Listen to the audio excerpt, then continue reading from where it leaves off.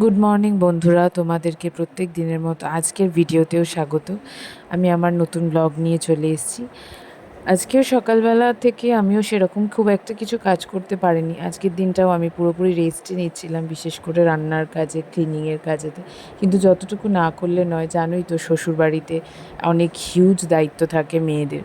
মেয়েদের যতই শরীর খারাপ হোক, সেটা শাশুড়ি মাই হোক আর বৌমাই হোক, তাদেরকে সব কাজই করতে হয়, বাচ্চাও দেখতে হয়। তাও আমার শাশুড়ি মা অনেক ভালো মানুষ, আমাকে অনেকটা হেল্প করেছেন বা এখনও করছেন।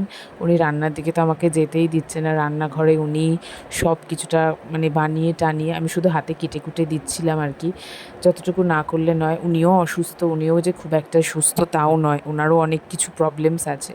তাও নিজেকে সুস্থ রাখার জন্য আমি একটুখানি নিজের দিকটাও দেখছি, ওনাকেও দেখতে হচ্ছে, বাচ্চাকেও দেখতে হচ্ছে, কিন্তু ম্যাক্সিমাম সময়টা উনিই বাচ্চাকে দেখেন।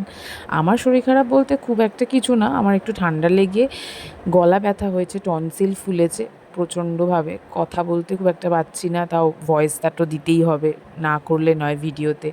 কারণ অনেকে আমার ডেলি ব্লগ দেখতে চায়, অনেকে জানতে চায় আমার ডেলি রুটিন কী থাকে, বিশেষ করে রুহির কী থাকে।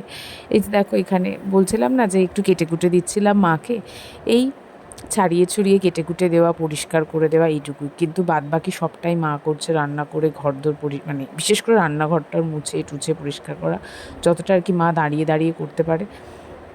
এখানে রুহির রান্না হচ্ছিল, রুহির রান্নাটাও মা করে দেয় আজকাল। আমি কিছুই করি না, শুধু ক্লিনিংটা না করলে নয়।